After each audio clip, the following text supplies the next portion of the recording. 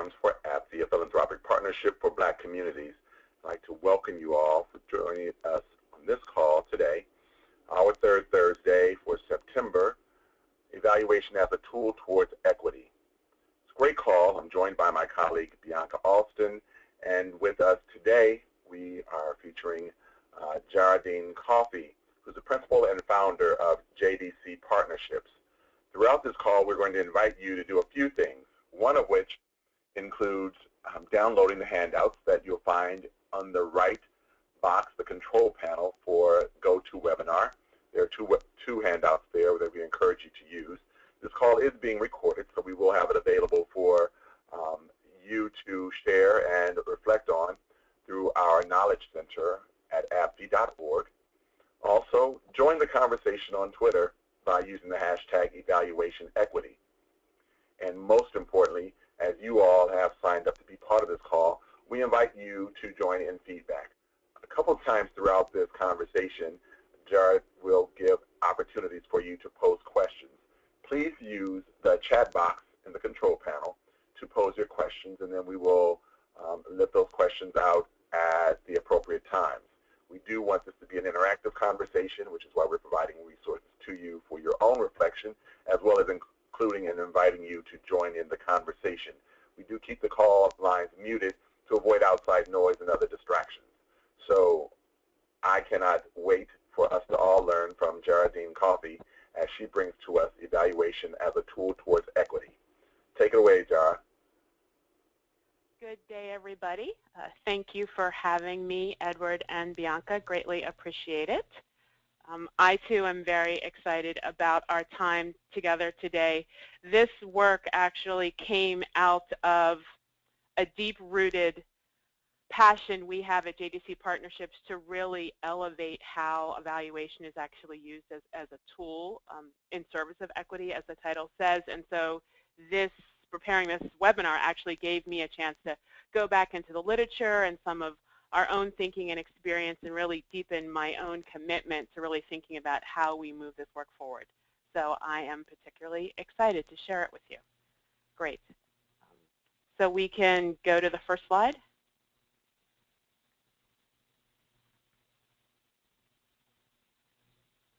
And Bianca, I actually don't have a slide. I'm just going to let you know that. I'm just seeing my face on this. Okay, there's a brief delay, but just go on and you can start. Okay, great. All right, great. Thank you. So whether implicit or explicit, social justice and human rights are part of the mission of many social and philanthropic sector organizations. Evaluation produced, consumed, or used by either sector that doesn't pay attention to the imperatives of cultural competency nor integrate an equity lens may unintentionally be inconsistent with the missions that these organizations seek to address. So this webinar, which is based on a paper that we wrote called Raising the Bar, Integrating Cultural Competence and Equitable Evaluation, offers a way to integrate cultural competence and equity in an evaluation practice and a capacity building approach that focuses on philanthropy. So the research that we've done and the comments that we will make are particular to philanthropy, but have applicability to other organizations as well. And again, there are two handouts that are attached. They really are for posts. They have some reference for today, but they really are for posts. Okay. I just want to talk a little bit more about JDC Partnerships. If you can go back, Bianca, to the slide before, where my face is. One more. Great. We bring about 40 years of experience to this work, working with philanthropic, public, and social sector organizations across a variety of fields and disciplines. We really think passionately about supporting the growth and the intersection of strategy, evaluative thinking, and leadership development, primarily within organizations committed to equity. Our clients are organizations of all ages and developmental stages, and what we find most satisfying among them is that they share a real willingness to dig deep into their own assumptions and practices to really maximize their resources. And they're really willing to ask themselves hard questions and have really difficult conversations and we're honored to sometimes be in the room with them as they really try to live their missions fully. Over the past couple of years, our practice has expanded to more explicitly include research, writing, as well as education and capacity building. And so this webinar kind of sits in the sweet spot among all three for us. The next slide, please. As I stated earlier, we've always been driven to this work, and when I say this work, I mean evaluation, because it's just part of what we do, because of the impact it can have on the conditions, systems, structures, and policies that prohibit an equitable existence for all. We recognized and appreciated the AEA statement, which is the American Evaluation Association statement, on cultural responsiveness, which was adopted in 2011, which was a great first step. If anyone's familiar with the history of AEA, it took a good 10, 15 years for the field to actually recognize, and then once recognized, reach agreement on a statement that everyone as practitioners would adopt. So that was fairly significant. But for us, it still did not go far enough. Methods are not a means to an end, particularly with regard to evaluation. And we think evaluation should be grounded in a moral imperative to make the world a better place.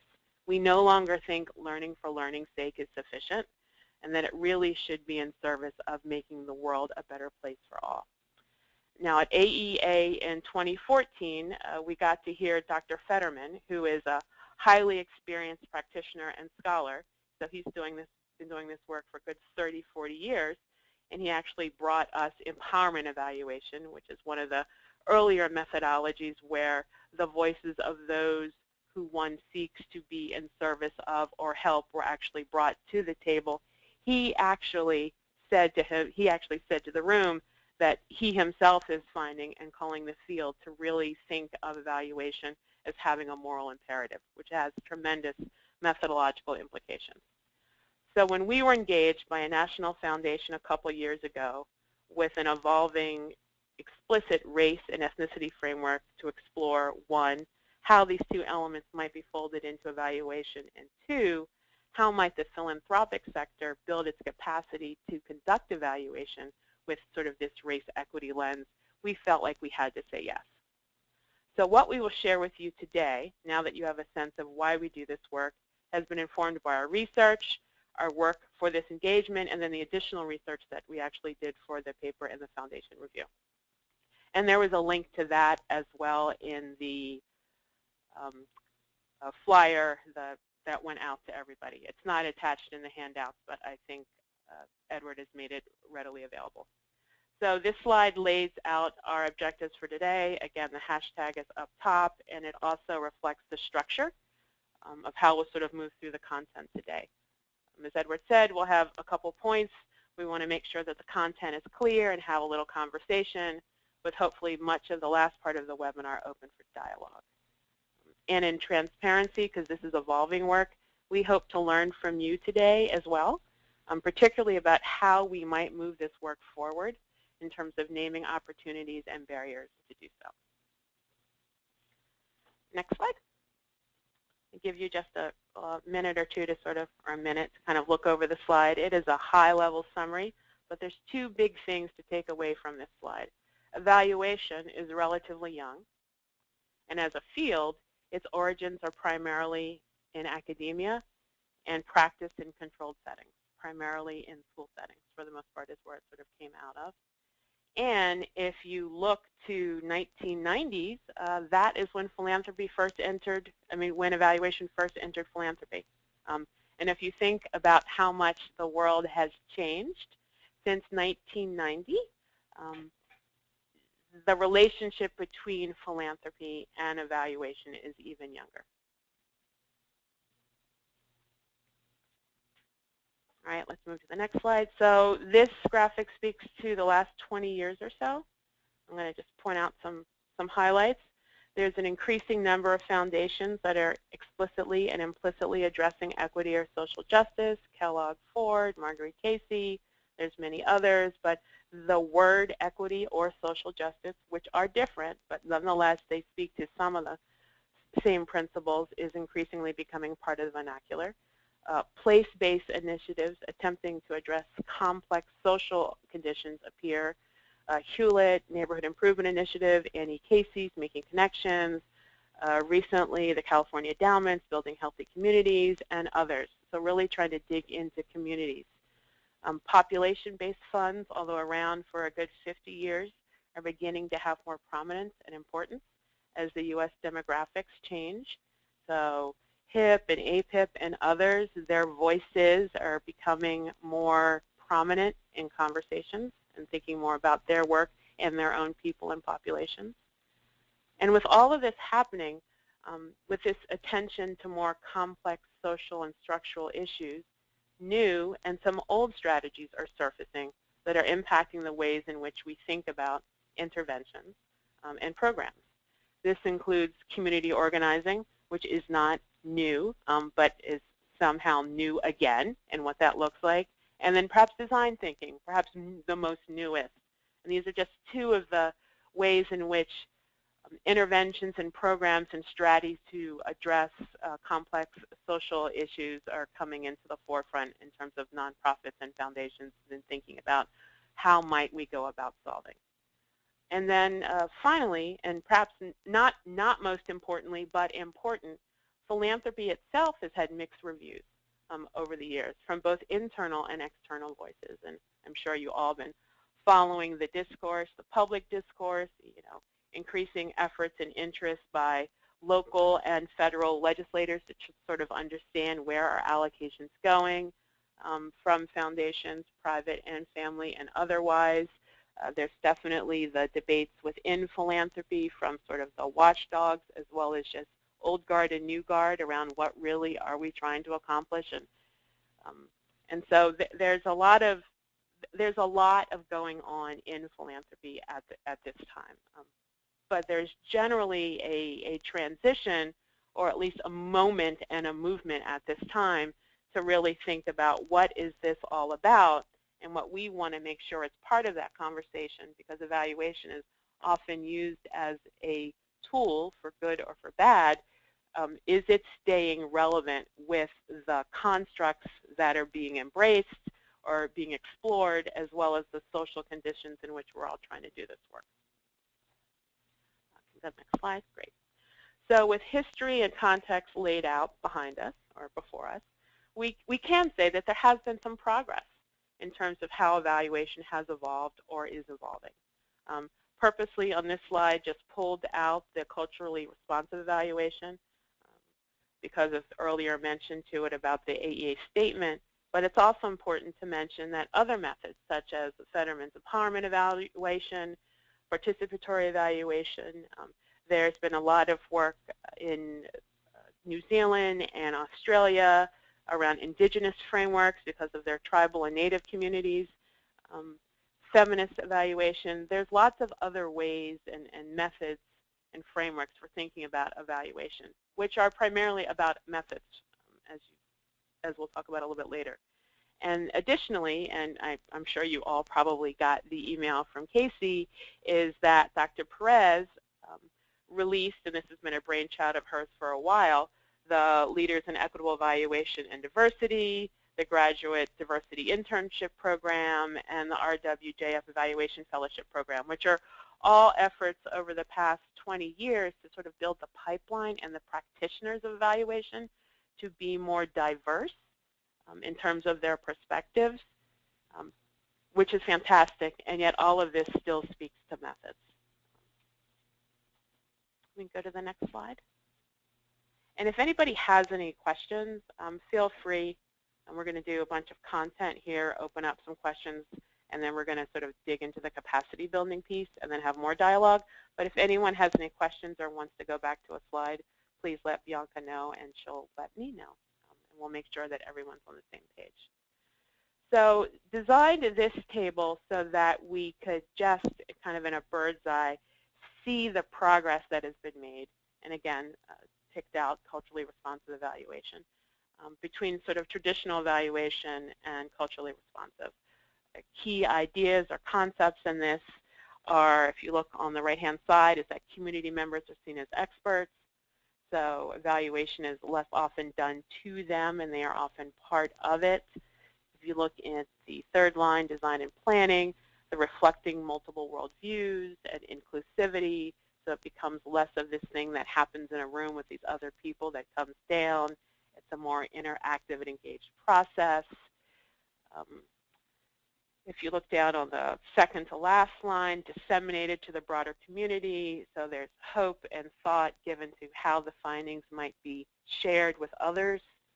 And then in the last one, use of findings, the building the capacity of community and community organizations. So there's definitely been movement that it is no longer about a grade per se, about whether this worked and didn't work, and that grade being determined by people who sit in a room, but it has become a more engaged and inclusive conversation or process where community are seen and part of the process at various points.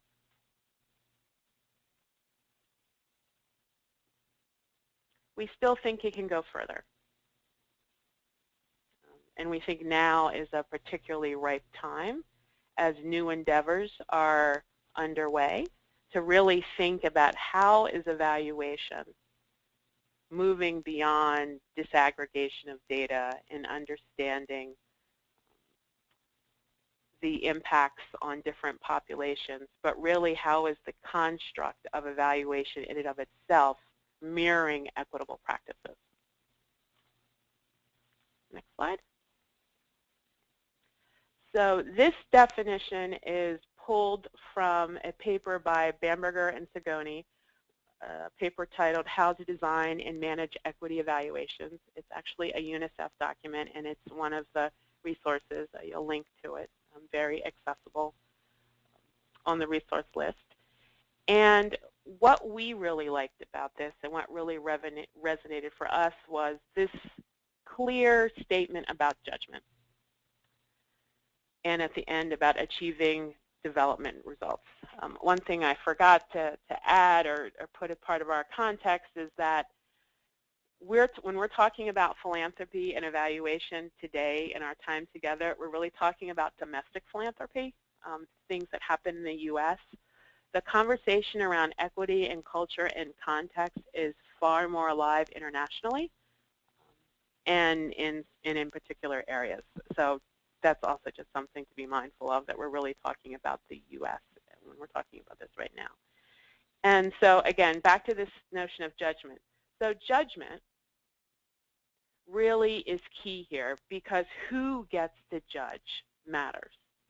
And judgment is based on values, which we somehow always forget because we like to say that evaluation is objective, but if you actually look at the 4 letters right after the E in evaluation, it states right there that value is a key part of evaluation.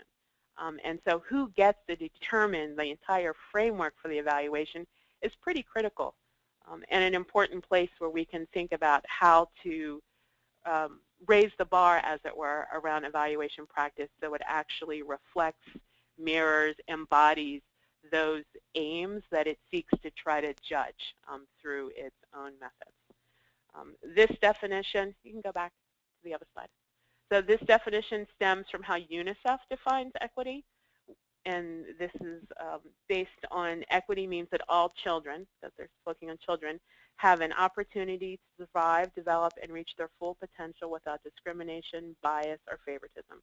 And so this is from a 2010 document. They also go on to say that this is consistent with the Convention of the Rights of the Child, which guarantees the fundamental rights of every child, regardless of gender, race, religious beliefs, income, physical attributes, geographic location, or other status. So even though the UNICEF work is speaking about children, sort of getting early on in their pipeline of their development, it really has applicability, obviously, to human beings of all walks and all places. We go on to state and explore, thus, to really understand this, we need to understand that inequity is rooted in a complex range of political, social, and economic factors that include, but are by no means limited to, gender discrimination, ethnic, linguistic, minority, and religious discrimination, discrimination due to disability status, structural poverty, natural or man-made disasters, which I think is particularly important. Before we all got on, Edward was talking about his time at Gathering of Leaders in New Orleans, and definitely there are both some man-made and natural disasters that continue to trouble and make that a challenging place for some populations to live. Geographic isolation, cultural and social norms, and weak governance. So for us, the way in which UNICEF touches on inequity really raises up some of those things that we feel in the U.S. we are less willing or transparent about. So we think it's just an important frame as we move forward in the equitable conversation discussion today. We can go to the next slide. So as I referenced earlier, we did research to do the work for the foundation and then also for the paper. And as part of that research, we interviewed 18 leaders in philanthropy and evaluation who really held equity or race equity inclusion lens as sort of core to their being and how they thought about their work. You may be familiar with Dr. Hobson. This is one such voice, and I just think it's really important because for evaluation, we often one of the drums we often beat is this notion about rigor and statistical rigor. And what you hear from Dr. Hobson, who was part of the JEDI and part of the culturally responsive evaluation movement and work around there, is that we need more than statistical rigor, particularly when we're talking about the complex social conditions in which we're seeking to make some progress in and towards. Go to the next slide. So digging even deeper into validity, which is often used as a screen for filtering out complexity. Here are what really the dimensions of validity are in the 21st century. That is a long list. I was remiss in citing this on the PowerPoint, but I'll send an updated PowerPoint so it goes out to everyone. This is from the work of Karen Kirkhardt, and I'm just going to briefly sort of touch on the different elements here. So history refers to place, people, and program. Location, multiple cultural intersections at individual, organizational, and system levels. Power, understanding that privilege is attached to cultural signifiers and prejudice to others. Voice addresses whose perspectives are amplified and whose are silenced. Relationship is relating evaluation to place, time, and universe. And universe is actually capitalized in the actual narrative because it speaks to a much more spiritual, holistic, indigenous way of thinking about the world and a connectivity to others. Time, attention to rhythm, place, and scheduling, both during and after the evaluation. Plasticity, the ability to be molded, to receive new information, reorganize, and change in response to new experiences and evolve in new ideas. And applies both to evaluators and to their design, process, and products. So it's really about the practitioner in this particular role. And reflexivity, which applies the principles of evaluation to one's own person and work. So how are practitioners of evaluation, and I would also say consumers of it and producers of it, actually evolving through self-scrutiny and reflective practice in terms of how they're thinking about evaluation. Next slide. Because it can't be said enough that this is about more than statistical rigor, which is where we tend to keep ourselves on. And actually, I noticed on the registration that Dr. Lederman registered for this, so hopefully she's a participant on it and really enjoyed sort of this quote that we pulled out. And just let people sort of read it.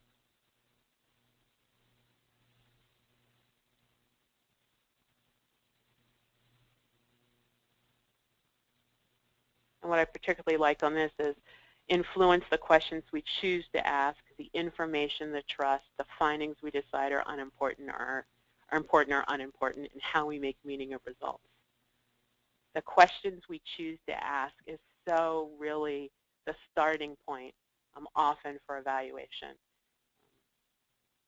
And it's just a really critical place for us to realize that that really then sets the tone for the rest of the evaluation and the degree to which, regardless of the best of intentions to be inclusive and participatory, the table has already been set.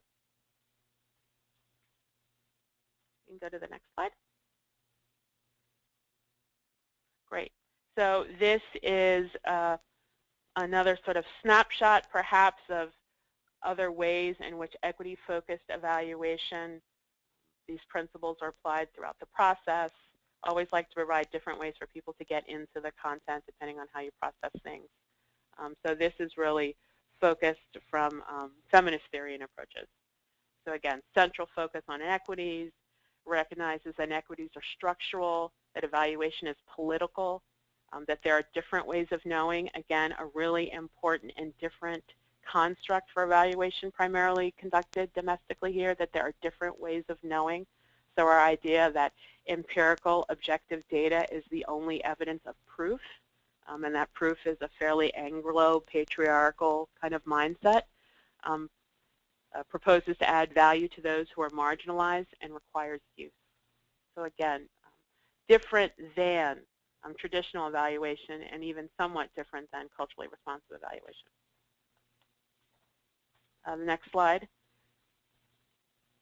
Again, just showing you different ways to think about how equitable evaluation is different. When I put this slide together, I realized I really should have taken Latin. So for those of us that did not take Latin, there's a little cheat sheet on the side there. So the study of value, the study of being and reality, the nature of knowledge, and systems and rules. And again, if we all think back to evaluation, whether we have been schooled in it or by default been more exposed to it, we tend to focus on the methodological aspects of evaluation. When you begin to bring in this nature of knowledge, that knowledge is socially and historically located. When you talk about value, respect for cultural norms that support human rights, this challenge of cultural norms that sustain an oppressive system, and sustainability facilitating conditions post, the study of value. So it's not just what happens in that moment in time, but what happens after you leave. And this idea about reality of being, that different versions of reality exist and that not all versions are equal. That really resonated with me when I was pulling this together, and it really sort of struck me about how important that is and where would that need to rest in an organization if evaluation was going to have any possibility of being equitable in its practice. Privilege is given to what is real, and who gets to determine what is real, right? And this idea of interrogates versions of reality. Again, versions of reality. There is no one reality, right, that sustain oppressive systems. Again, there's no quiz after this. You're all actually going to get an annotated version of this, so not only is the PowerPoint, I think it'll be available in the Knowledge Center. For those of you that registered, I'll add the annotation to it, so you'll have some of the other concepts that I'm offering onto it. But for me, when I look at this slide, and you can go to the next slide,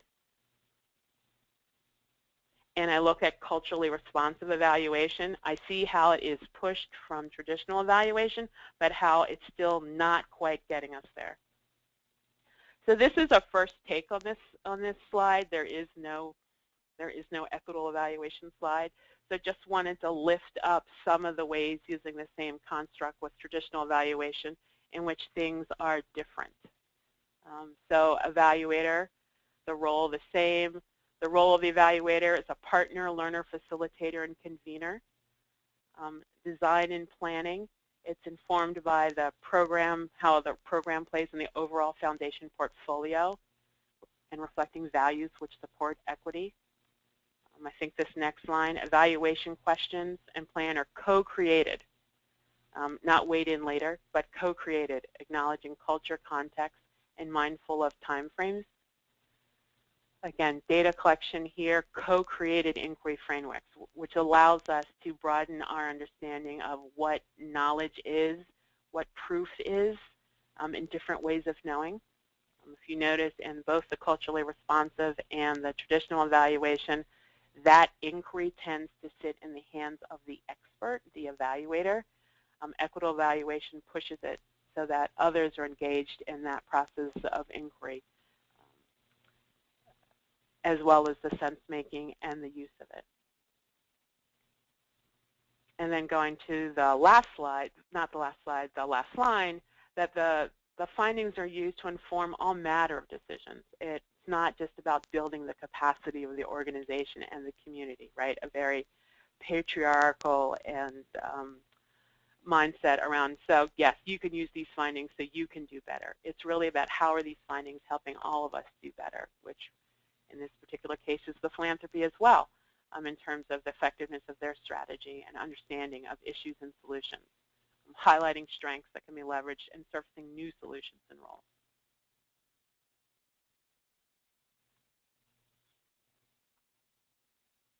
Perhaps go to the next slide. And Jara, yes. There are a couple of questions out there. Okay. So, Bianca, you want to share those? Then we can go forward. That's great. Certainly. The first question for Jara is, who is the author behind the validity data that you shared earlier? Oh, that was, I'm sorry, I said it, but I guess you didn't hear it. It is Karen Kirkhart. And when I send the updated PowerPoint, the citation will be on the bottom of that graphic. Kirkhart, K-I-R-K-H-A-R-T. Thank you for that. Sure. You should also know that Dr. Lederman thanks you for the shout out. The next question is, how do you break down the racism in evaluators if life experience, etc., is paramount? I would like you to hold that question because we're going to talk about that in the capacity building part. So I think that is a really important question, and let's hold it when we move into how do you prepare to get ready to do this work. Noted. The next question is, how can evaluators train community to be evaluators and promote the concept of hiring from the community? I am going to put that question in that same bucket as the previous question, but I would also encourage both those individuals who ask those questions, unless they're summaries of multiple questions, that is some of the work that the Casey Foundation is trying to do, is trying to explore through their LEAD, L-E-E-A-D program, which just launched, I think, what is it? We're in September, so I think it just launched maybe in August or July. So they're really trying to unpack and understand not only how to deepen, diversify the pipeline of practitioners, but also how practitioners are engaging in the community and the community engaging with evaluators. So it's a great question, and it's a nut that we haven't quite cracked. But I think that is a good place for those two individuals or others to really look at the work that Dr. Perez is proposing, as well as work with some of the JEDI and RWJF and get more involved and really try to understand that. Because, you know, getting a PhD doesn't necessarily, regardless of your race and ethnicity, doesn't necessarily make you accessible.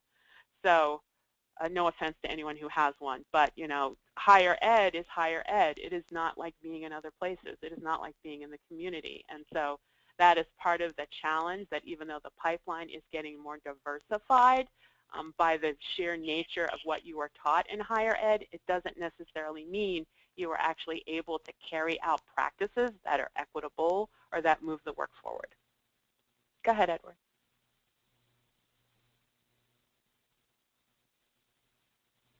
Edward, you had a question, didn't you? I thought I heard you. Yes, I just had to take it off mute. Okay. If those of you that are following the hashtag evaluation equity, I should just add that I sent out a tweet about embracing equity, one funder's journey, which comes from Nanette Sykes at Annie Casey Foundation. It was a webinar that we had done earlier this year where she talked a lot about this other side of this work, the other elements of this work. And so that actual webinar is on our website in the Knowledge Center. So I just wanted to acknowledge that as this conversation continues. So take it away, Jar. Great. Excellent. But those are really great questions, and they're part of what we also need to think about.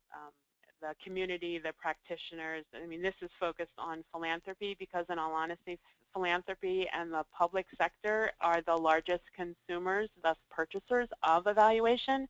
So the degree to which that market can think about and conceive and ask for something different from the supplier, then practice can begin to evolve. So that's a little bit about why the focus on philanthropy in this particular piece. Bianca, were there other questions? Yes. The next question is, your success in getting funders to invest the resources that this kind of evaluation requires?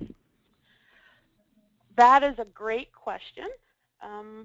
And what I would say is, and this is part of our next steps, and hopefully when I talk to everyone again, I'll say it's real, is that part of what we did in our research was to lift up the need for this.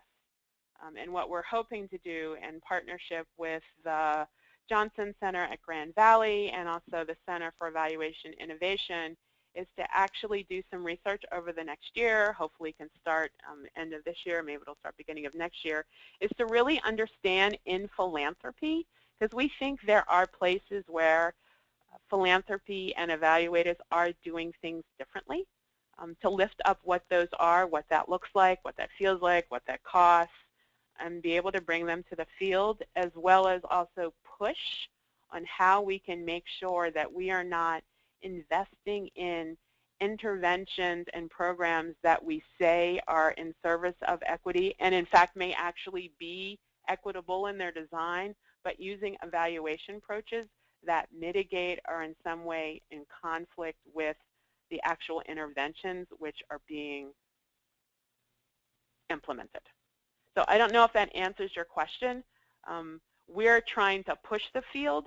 So first we need to know if in fact this is happening. Through the interviews that we did, the general consensus from those in the know was, I don't think so, but we also think, and there may be some of you on the phone, we hope, or you may know of others, that there may be places where people really are doing this seriously domestically. They're doing it pretty seriously internationally, and we want to be able to lift up and understand what does it mean and what does it take to be able to do this in philanthropy and thus in the social sector in the United States. So hopefully I can answer your question in, 18 months or so. Keep going, Bianca. There are no more questions at this time. Okay, great. So let's go to the next slide. So want to introduce to you, and this is perhaps speaks a little bit more to the last question around how to get funders to fund this, where we think there is an opportunity for evaluation to be shifted is that if if it moves from this idea that it is just a methodological exercise around judgment, which is where it tends to rest for the most part. So we think that evaluation is most powerful when it is actually conducted in an environment that is evaluative. And this is one that intentionally, systematically, and historically explores and acknowledges the social constructs of power, culture, and context as it seeks to have impact, right? So this is an organization, not an evaluation, an organization that intentionally, systematically, and holistically explores and acknowledges the social constructs of power and thus the impacts of not having power, culture and context as it relates to the impacts that it is trying to have. So this is the environment we think that is really the ripest environment for which equitable evaluation can actually survive, let alone thrive. And this inquiry cycle really reflects that mindset. When you think about evaluation, it typically falls over in that conduct area. We immediately go to, I'm going to do a survey, I'm going to ask these questions. And maybe I'm going to ask these other people who don't look like me to engage in that process with me. But I've already decided on the methodology, and I also pretty much have a good sense of the questions. So it kind of sits a little bit in the fuchsia, the focusing, the conduct, and very little in the apply. We think in order for equitable evaluation to really reach its full potential, the entire organization, in this case the philanthropy, really needs to be holding this evaluative mindset. And that way evaluation, even if it is exercised as a technical tool, and the whole point of this webinar is for it to be more than a technical tool, can be elevated in its use. And I'm going to just give you a minute to sort of look through the little boxes or look through the little areas. So framing, clarifying the purpose and assumptions, articulating goals, identifying key questions. Very, very early. Focusing is prioritizing the questions and beginning to determine methodologies and ways in which you're going to collect information. Conducting, really beginning the data collection process, and then applying the learning. Bianca, can you hit, because this is the slide that's animated, can you do one? So if you remember back on that slide when we talked about different ways of knowing, different ways of being, and value, that really shows up here, right, in this framing and applying the learning. That's where if an organization is really holding as core to itself the variety of ways of knowing, being, and value, it really starts to frame the inquiry and how the inquiry might be used. You can hit the next button, Bianca. And then all of them sort of show up here where evaluation tends to truly rest for the most part, which is in the data collection plan, right? The evaluation plan. Who are we going to ask? How are we going to ask them? What's the method we're going to use? Who's going to analyze it? What are the tools we're going to use to analyze it? And like, what's the final report going to look like?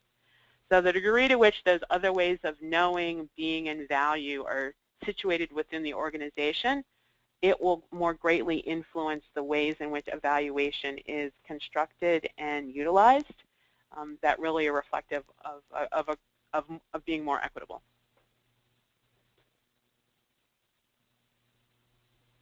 Does anyone have any questions before I go to the next slide? Because this sort of reference is what we're going to use when we move into the capacity building piece.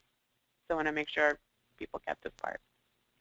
The question is, how can we implement this learning at the academic level while doctoral and master's students are learning the evaluating concept, etc., to have a deeper impact on the field, starting with new evaluators? So two things. Well, actually, I guess that's just one thing, actually. I know that the second part of what the Casey lead objectives are, so the first strand just sort of went out today. Part of the brainchild around that is actually to inform academia. So I know that part of what Dr. Perez is thinking about, and she and I have had preliminary conversations around this, is like, how do we not just get sort of the water that's in the pipeline, right? Because if you think about the people, there's a pipeline and we're trying to figure out, well, this pipe is a little rusty, but how can we get them and get them through? How do we actually change the pipe? So I know she is thinking about and has some vision around how can we begin to change the pedagogy so that it doesn't matter if you're brown or queer or indigenous, right? It's that those characteristics of your own history and experience aren't what allow you to be more or less equitable, but that really what we're teaching is equitable evaluation regardless of your class or privilege. So that is definitely part of the dream, and it's certainly part of our dream. That's why we're moving more of our work and trying to inform the field, not just as practitioners, but actually to change the pipe. So I don't know who that individual is, but happy to have a conversation with her and happy to put her in conversation with Dr. Perez if she doesn't know her to really think about that. We think that's actually pretty critical, in all honesty, to really think about how are we changing the pedagogy and not just sort of taking out people that we think are interested in or more reflective of and giving them a different type of coursework that mitigates the experience in traditional academia. Any other questions? Not right now. Bianca? Okay, great. Nope. Great. Let's go to the next one. Slide. So just, you can see what it says. But this whole idea that the evaluative inquiry is grounded in context and culture and values and validity. And that part of validity is context and culture. And it's not just about method. And so this particular model is what we're going to use when we move into the capacity building piece. So I just wanted to make sure everybody got that. And this part is actually much shorter. And then we'll open it up for conversation. You can go to the next slide, Bianca. Which is this one. But given people have asked questions, let's move on to the capacity building part, Bianca, so that we can then sort of have larger, more time for questions at the end. So through our research, we identified that both individual and organizational capacities were required to really be able to practice equitable evaluation. You can go to the next slide. And so when they're weaved together, evaluative practice is strengthened across the foundation, reinforcing decisions and actions that support organizational mission. And I'm going to unpack each of these strands. So there's readiness, which is about the individual, and then there's sustained, which is really about the organization. Okay, go to the next slide. Incredibly critical, and I think this also is important when we think about academia and the pedagogy, that this has to be about the work. I cannot stress this enough, and every single person said this. And I've been having this conversation with clients in other lines of work who are trying to push race equity and inclusion within their own fields of practice, that it has to be about the work. It would be great if people had a personal journey, but it has to be about the work. Thus the earlier frame that, like, this is just good science. This is just good science. It's not because I have a particular value set. This is just what I need to be considering if I'm really honestly in pursuit of impact in these incredibly complex times that we are living in. Next slide. So where do you start? There was frequent and consistent mention of the balance, or rather the relationship between staff and the foundation being ready to do so. And so there was this continuum towards readiness, right? This is not some rocket science continuum. It takes place in almost everything, right? Awareness, attitude, action. It could be knowledge, skills, behavior. Again, I like alliteration, so I went with awareness, attitude, and action. But this was incredibly important and came through, again, in several conversations and through our research. And at the core, the connection and salience of equitable evaluation has to be to the work. It has to be the rationale for why people have to understand privilege and context and different ways of knowing, because it's critical to developing and designing interventions that are effective, and thus you must have evaluations that will allow you to understand that. So awareness is about this being mission critical, and that really comes from a leadership perspective. Attitude, that it's a shift from personal to structural barriers, and general attitudes about evaluation. You know, people don't love evaluation for a variety of reasons. So really trying to shift it and making evaluation be something that is actually useful. And action, building on internal efforts, expanding equitable evaluation practice among grantees. So really thinking about who is able and ready and willing, even as a grantee, right, to actually be thinking about their own work in a different way. Then go to the next slide. Right, and so that previous slide was really about the individual, right, and the individual as a whole within the staff of the organization. This one is really about capacities of the organization, and in this instance, we're talking about the foundation. So in order for the individual competencies to take place, the system must support, must have capacities to support the individual. So again, this is another continuum, intentional, integrated, and institutionalized. So intentional, and this speaks a little bit to the pipeline as well as the grantees, is moving beyond the usual suspects. So testing the waters, trying people that perhaps you may not construe as having the methodological rigor that you were used to, but maybe have some of the others, which we realize are really important to really understanding, knowing, believing, and being. So mitigating these risks with new partners. Again, I'm just going to use Casey because this is my most recent experience.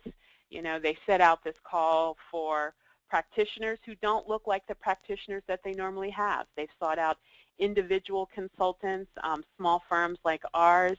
You know, we're not the RANDs, we're not the big foundation, we're not the big consultants. And so offering us opportunities to play with them with small projects so that people can understand.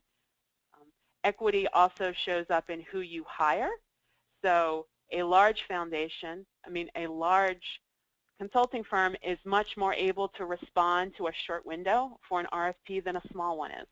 And so how, as foundations, are you thinking about those mechanisms, which in and of themselves, although you might be looking for evaluators who look and feel different, the structure in your time frame may in fact be mitigating your access to those people that you're actually trying to seek.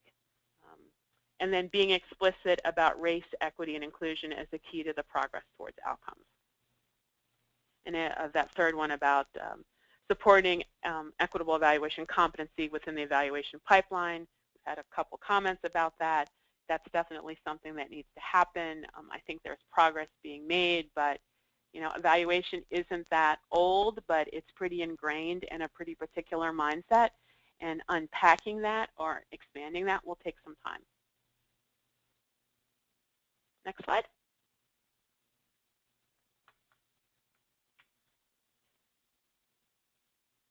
So really just kind of summing that up a little bit. And actually, can you go back to the previous slide, Bianca? So one thing that I wanted to touch on was integrated. I didn't talk about that, that one in the middle.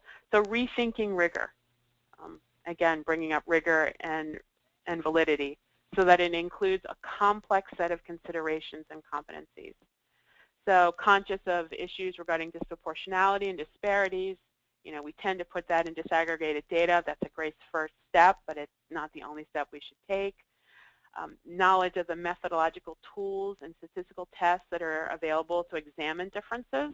And I know PPA has done some work around that and have come up with some new analysis frames, I think. I think we'll be presenting them at the AEA conference in November. And also, if you haven't signed on to their race and ethnicity webinar series, I think you can probably still sign on now. They've been happening every 3 months. They're sharing some of the work that they've been doing on the ground doing this, which has been quite fascinating. And the persistence and capacity to look critically at data is also really important in terms of the sustained practices that an organization needs to have, in this case, a foundation. So here is where we weave together culture and context are critical. The 4 phases of the EI cycle, which we encourage to be held actually in the foundation, not just in evaluation methodology, and the individual competencies and capacities needed to actually practice this. Next slide. So some key messages, not quite ready for recommendations, but some key messages, and I've said some of these before. This is about the work. It's not a personal journey.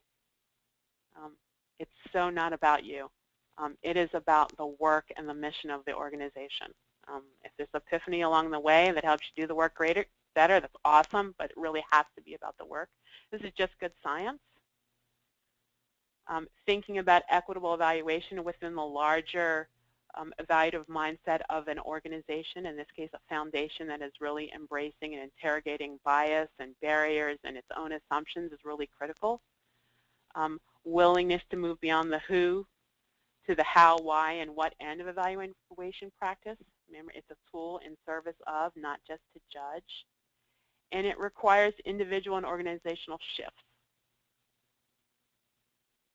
So some of the key messages that we want to offer to you, as well as some of the things that we keep remembering when we go back and think about our work and do additional work like we did in preparation for this webinar, that we just keep going back to these messages for us to think about how we can advance this forward.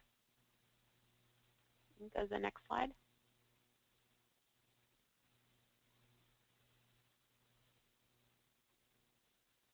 So I just want to open this up for discussion. Bianca, I'll let you field it. On you, Edward, as well. That's all the content that I have. So yeah, and again, we're also really interested in opportunities and ways in which we can continue to forward this conversation, share this presentation with others, and really get people to start thinking about evaluation differently. Thank you, Dara. Sure. I am so appreciating this. I feel, wow, it just exceeds whatever I even thought about getting out of this in so many different ways. And before I pose my questions, I wanted to go back to the couple questions that you paused to make sure that we get that summed up. Yes.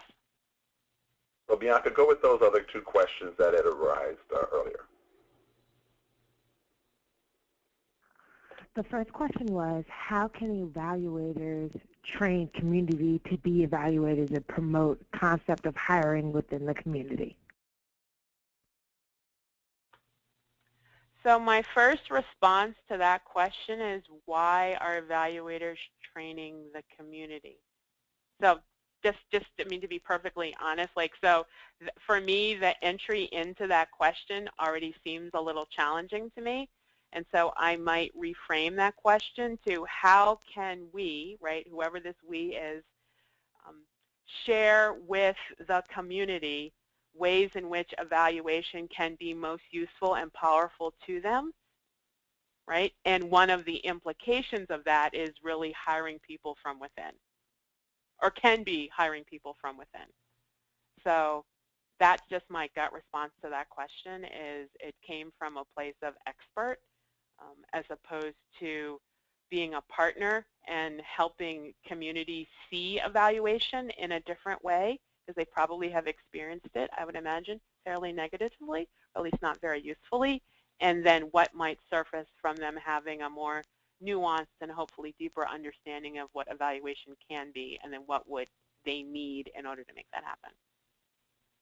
But Edward, if you have a different response to that, or somebody else, that's just my gut response to that question. No, I think it just reflects these challenges that we are seeing.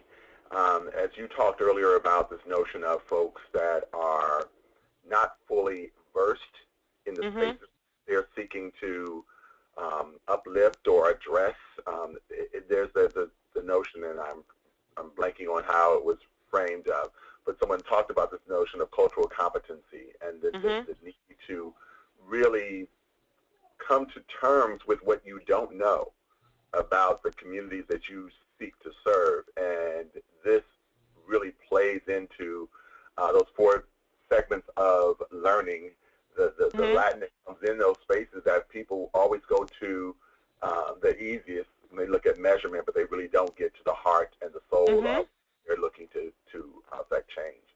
Yeah, that's great.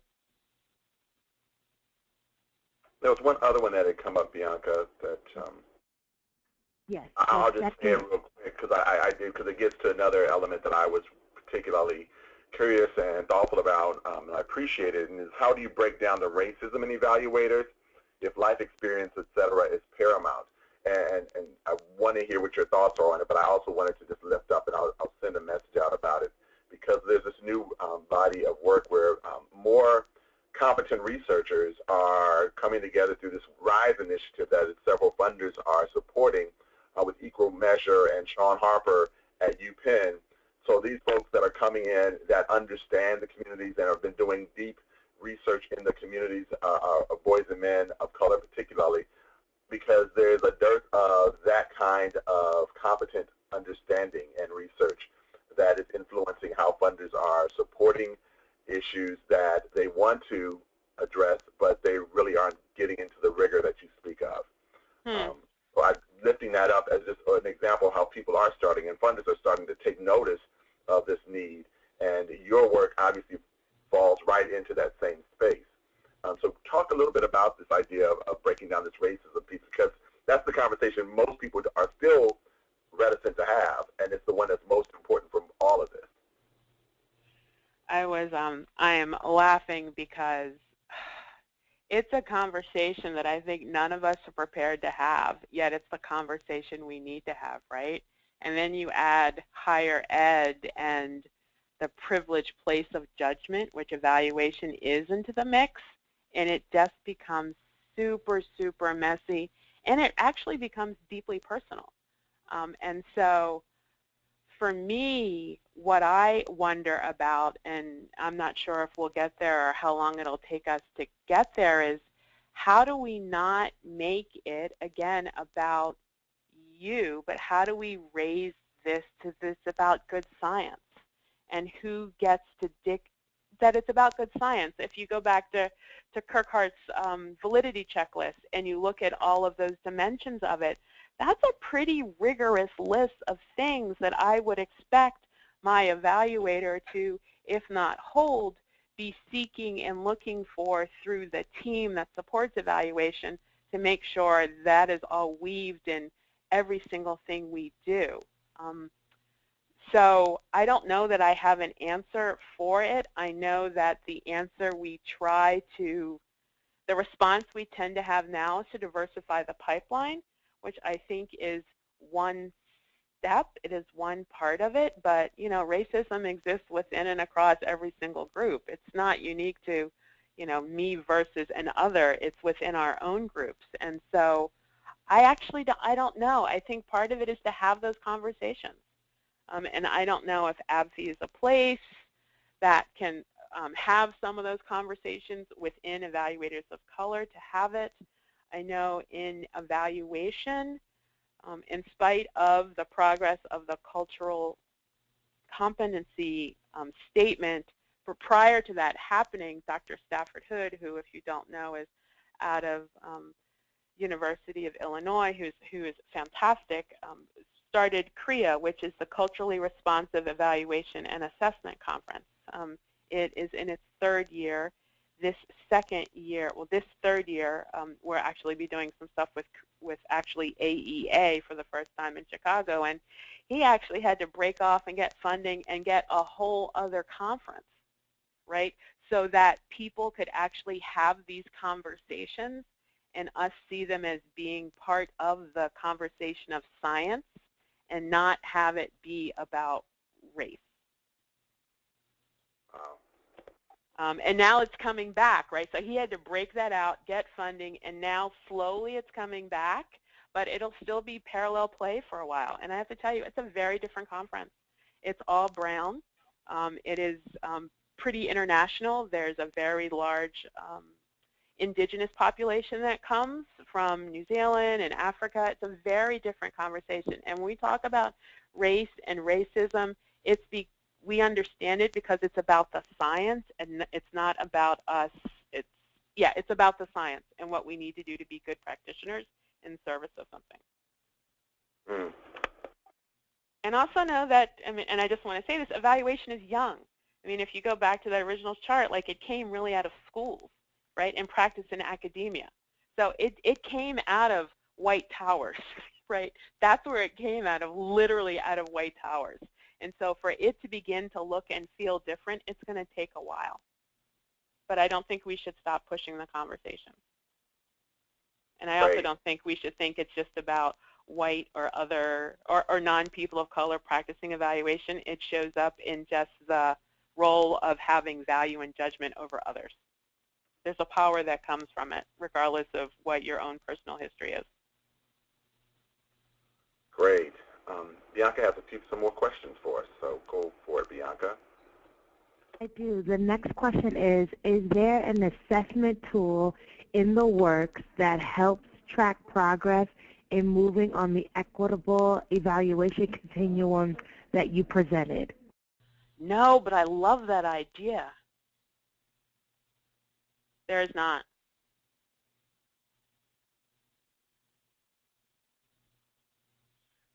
But I love that idea.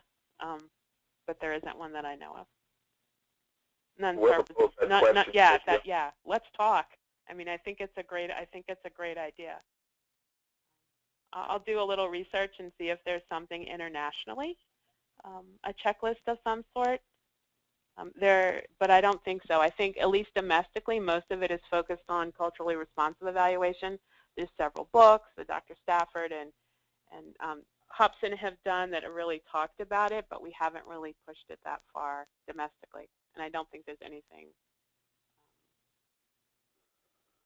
There isn't a checklist, but if you go to the resource list, actually, there actually is a handbook. And I can't remember at the moment who published it, but there actually is a handbook on how to practice equitable evaluation, but I don't know that there's a checklist within it.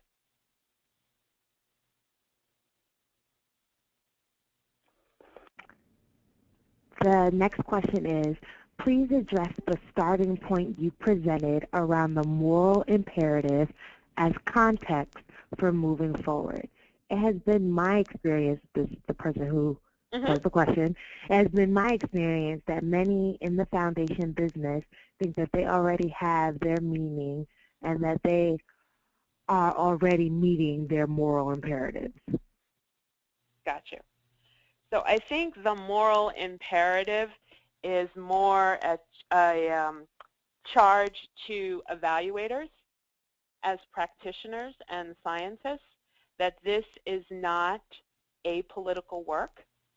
Whenever you seek to have judgment on something or someone else, it comes from a value set.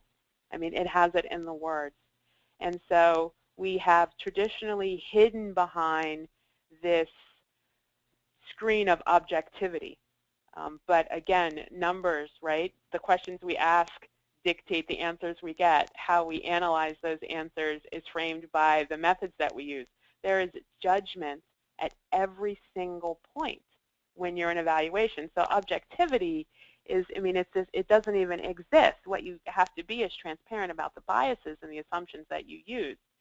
So that charge about the moral imperative is really for evaluators who do this work to stop letting themselves be limited by this idea of objectivity and to really say, I do this work in service of and because of. And yes, I am objective in the ways in which I look at and think about data. I'm not going to somehow bias the findings, and yet all of the findings are biased because every time we've made a choice, it's been based on a set of values and assumptions. So it's really for evaluators to step up and say that. And I know PPA, because I was in their last webinar, they are thinking about, and they were very transparent about this, how are they becoming more transparent from a business model? You know, they're a bigger firm than we are. They have more mouths to feed. How are they trying to bring that moral imperative to how they negotiate work with clients? So it's really about the evaluators. It's less about the philanthropy. Oh, great. Thank you. I was going to mention, before we go to the next question, I just wanted to make sure I mentioned to the audience that, you know, there are a couple of places in which your question earlier, I want to make sure I got back to. In the work that we're doing at ABFE, we've been doing for the past few years this work called Responsive Philanthropy in Black Communities, or RPBC. That work is going into the spaces of funders, trustees, even in communities, and getting folks to think with great intentionality around applying this racial equity lens. And really it's necessary in response to that fear that you expressed and that we know exists around having truthful conversations when it comes to race, and understanding time and time again how without that foundational conversation, it's difficult to push forward any of these other initiatives and their bodies of work. Yep. And one other aspect of that, even for those that are in their own spaces, for their own development, we launched last fall this Transformational Leadership Series, which is a virtual cohort that focuses on transformational leadership that includes this racial equity lens, so folks can bring their whole self into this space, but then also understanding that no matter where they come from culturally, they can do this, but they do really need to understand the power and strength that comes from being unapologetically who you are in this work. Bianca,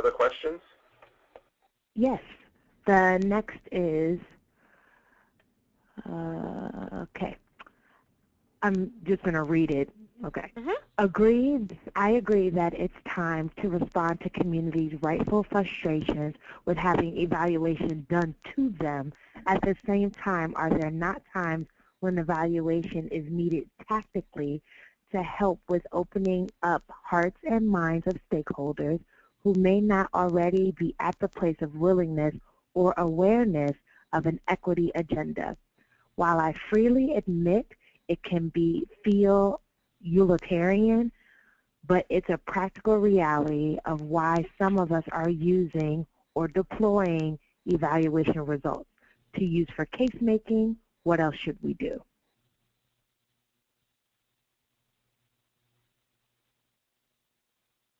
I'm pondering. Are you using that face that's in the photo at this time? Oh, yes.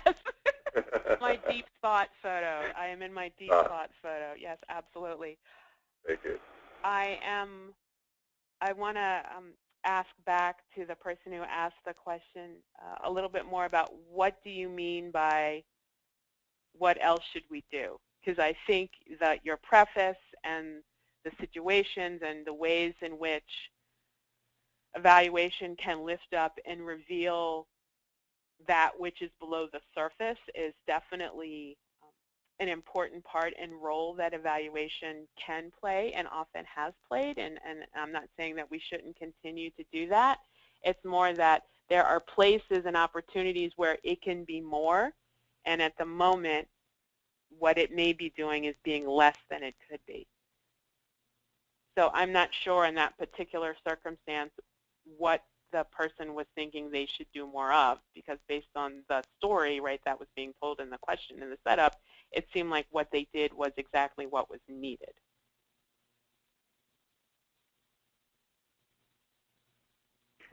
Well, I will definitely get back to you if I hear back from that particular question. Okay. Oh, she said your answer was actually quite helpful. Oh, okay. The next question I have is, so who is evaluating the evaluators? Oh, dude, that is so good.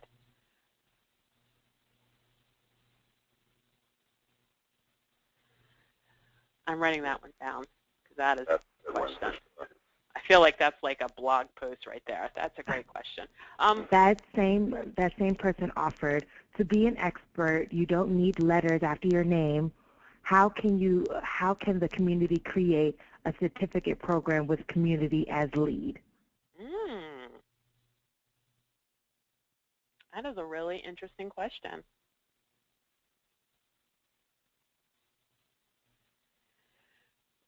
Well, there have been some attempts around the participatory evaluation and the empowerment evaluation,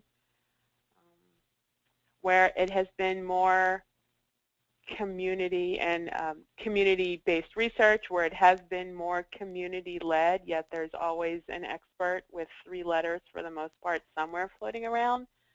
And part of that stems from, in all honesty, the demand, right? So who buys evaluation? So it's the people who buy evaluation. The market informs the supply. So that is why, if you think back to the earlier slide, where equitable evaluation can only really thrive in places where people are owning and are willing to invest in approaches that move beyond methodological rigor, right? So I think that what is important there in thinking about some sort of community kind of practice or what have you is that whoever funds evaluation in those communities would have to buy into that larger frame. Otherwise, you're always going to need 3 letters, because the proxy for rigor and excellence is statistical rigor, which is limited to this notion of objectivity, which in fact doesn't actually exist. Does that make sense? we have to change what we define and thus will invest and pay for as evaluation.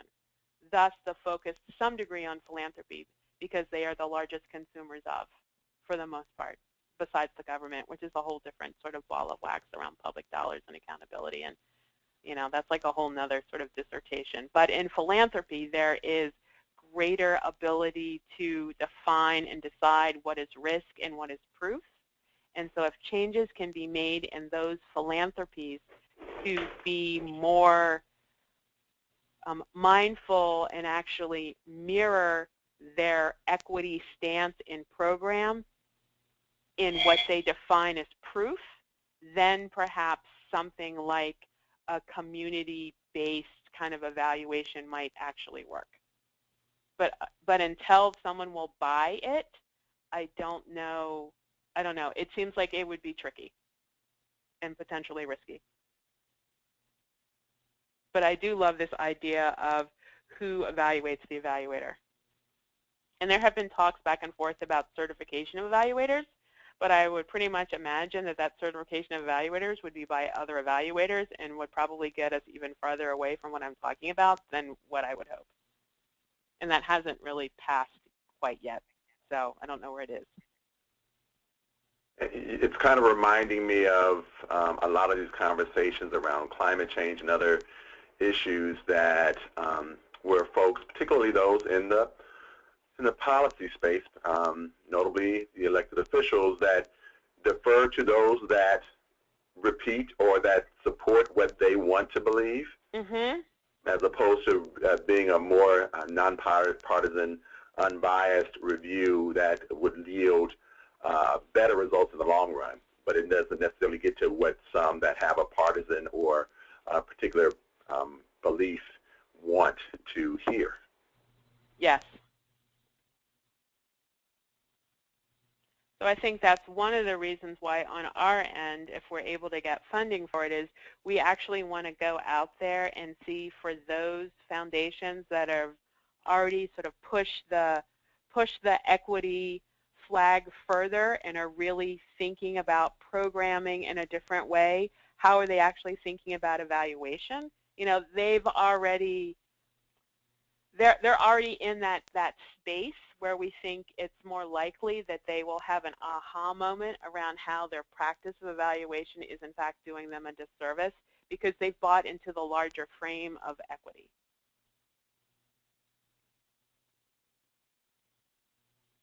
Other questions, Bianca? Yes, but first I want to share something that was offered by Dr. Lederman. Oh, great. Who shared that in that space we often take up very specific issues of privilege in evaluation, as it is often practiced or commissioned. We need more common spaces for cross-sector and cross-community organizing towards equity in evaluation. Yay, Dr. Lederman. Yes, very true. It tends to be very insular conversations. Next question is, because of the power dynamic that exists between funders and grantees, grantees often simply jump through the hoops of evaluation that funders place before them. Unfortunately, many of these evaluation hoops are not considering issues of equity. How can we get the philanthropic or funder community to take the lead on this so that their grantees will follow suit? Somebody have an idea? Again, I think it's starting with those who have already sort of thrown it out there that their work is about equity, and then working with them to really see how that's being weaved throughout the entire organization. I mean, there has to be a willingness and a mindset to really explore the impacts of embracing equity. It's not just something you do to or in service of. It's a whole way of being, and so all of your practices have to reflect that. And we think there are some foundations that do that, and they do it within their own spaces, and we don't really talk about it. So we're hoping that through some of the, if we get this work funded through the Center for Evaluation Innovation, that might be a place where we can begin to lift up where it's already happening. Philanthropy, for those of you who don't know and for those of you who do know, this shouldn't come as a surprise, is very risk averse in a lot of ways. And one of the best ways to get movement to happen is to see that someone else has done it or others have done it. Ideally, others who have influence or are well respected, and that the world didn't end. That trustees actually were fine, the endowment didn't go away, and progress was made, and the universe didn't collapse. And so we're hoping that if we can lift up places and spaces where this is already happening, that we can cultivate or create spaces to have more conversation around what it might look like.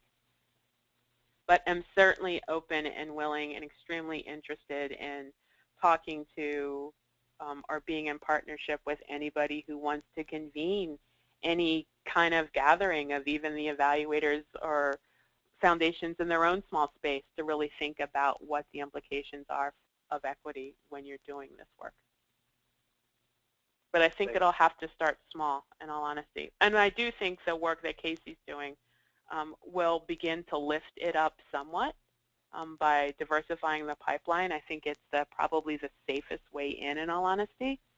It doesn't suggest a power and a resource redistribution, which is really what equity comes down to at the very end.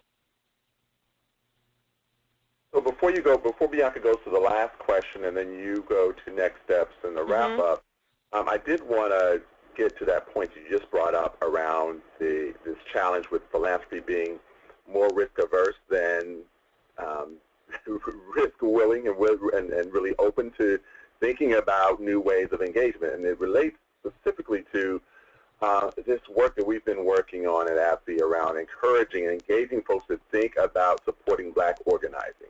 We're in this whole new space, this new civil rights movement that has brought in a lot of power, a lot of passion around issues that we know have gone on for a long time, but now that it's in the public and the global space, it gives us a different way of looking at evaluation when it comes to grant making.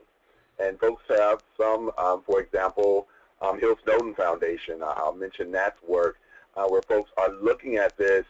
New York Foundation has been looking at this in ways that are thinking differently, thinking more boldly, getting away from the adverse aspects of it. But we know, too, in those that are very traditional and they're thinking about evaluation, some of this stuff will not be measured in the same way. And so could you offer some advice before you get to the last question and the next steps about how might people think differently about what they're evaluating in a way that's not often or not easily quantified?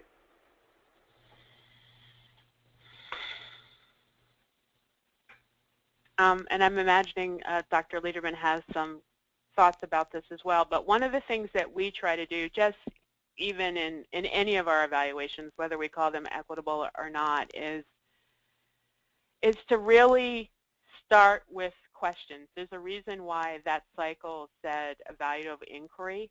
It's really about asking questions and not getting so stuck on methods. And I feel like it's a skill set that pretty much we are poorly adept at asking questions in this country, which does a tremendous disservice to thinking about equity and evaluation to some degree. Be that as it may, to really go back and think about what is it you want to know? What is it you want to learn? How are you going to use it? I can't tell you how many times we have been with clients and asked those questions, and the first thing they will say to us is, well, I want to do a survey, and here's the question. And I'll have to say to them, I'm so not interested, and you are so not ready there. That is a methodological skill set that you are not equipped to deliver.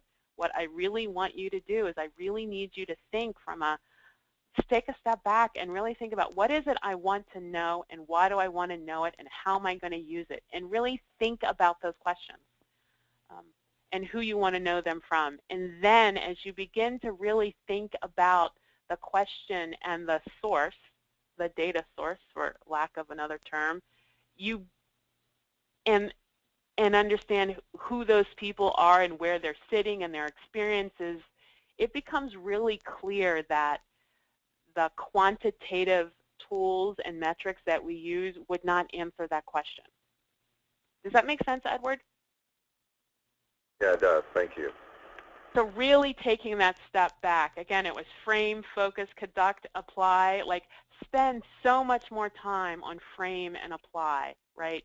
Here's what I'm trying to learn. Here are my assumptions. Here's how I'm thinking of using it. What are my priority questions? Who do I need to ask? And it becomes really clear that a survey isn't the answer. And that we have to be more creative about what we define as evidence. But then again, if who you're giving that report to only wants numbers, then it doesn't matter what you do. They're only going to see numbers. And I think the other part I would offer is that it's never just one method, it's multiple methods. And so really try to shy away from an over-focus on quantitative and discounting qualitative. If anything, make them equal. And really push yourself to do that. Because oftentimes the qualitative reveals some disconnects in the quantitative because it provides context, it provides heart, it provides richness. And you can wash that all away if you just stick it in an Excel chart. Well said. You don't know what you don't know, right? Yep. It's just sitting out there, it's seemingly objective and isolated. Great. One final question, and then we can do the wrap-up. Mm-hmm. Is there a movement we can be a part of that pushes AEA and others of the quote-unquote lords of evaluation to adopt a framework that articulates more types of rigor than methodological rigor and more ways of knowing as you have presented today? I was having a little moment. I was so excited that somebody asked that question. And I think there is, well, a couple things I want to say. So the lords of evaluation, for the most part, and I think this is wonderful, have really lightened up and grown, maybe it's because they're later in years, around what they consider rigor. Okay, so if you listen to Michael Q. Patton or Dr. Fetterman or any of those sort of literally grandfathers of evaluation, they have not, I wouldn't say softened up because that discounts that discredits our conversation, but they've really broadened and deepened their understanding and the power of evaluation and have done it in different contexts. So they are much more open than one would actually think. Okay, in that citation that's in one of the handouts, Michael Q. Patton talks about equity evaluation. You know, Dr. Fetterman talks about it. Many of the women who have been leaders in evaluation also talk about it as well. So it's not like it isn't there in certain places. It's just, I think, that AEA as a place, as an industry, is so it's so still tied to academia and its traditional beginnings that it's struggling to figure out what to do with itself in the environment in which we live in. So that's one thing. So I think if you don't know about CREA, you should know about CREA. I will send Bianca and Edward some information. It's the Culturally Responsive Evaluation and Assessment Conference. It's in Chicago. Who doesn't love to go to Chicago? It'll be there in the spring of next year. It's a fantastic place to get your feet wet and see how there are different conversations happening than the ones that you might be experiencing at AEA. So that's one thing. CREA will be at AEA this year, so they're trying to weave those things together. We'll see what that looks like. It's new. I would imagine they'll still have to stay in parallel tracks for a while. So those are the things that I can point out at the moment. And again, if people have ideas, you know, go offline and we should certainly talk about it. I'm more than happy to do it. These are a couple of the resources, and the handout actually has the links to it and some additional ones, I believe. And this because it was really about philanthropy. I just sort of wanted to end with this slide. That it's really just about good philanthropy and it's about good science.